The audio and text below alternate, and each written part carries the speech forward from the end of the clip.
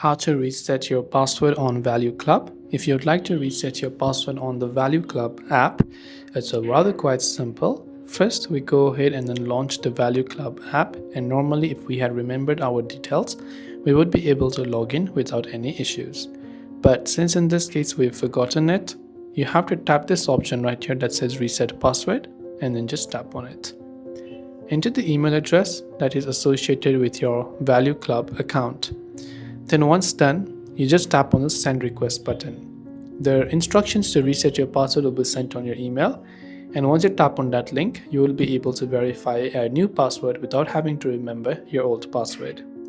And that's all it takes for us to go ahead and then reset our password on ValueClub. Hope this video helped you out. If you have got any further questions, do feel free to leave them down below. Thanks for watching till the very end of this tutorial, and see you soon in the next video.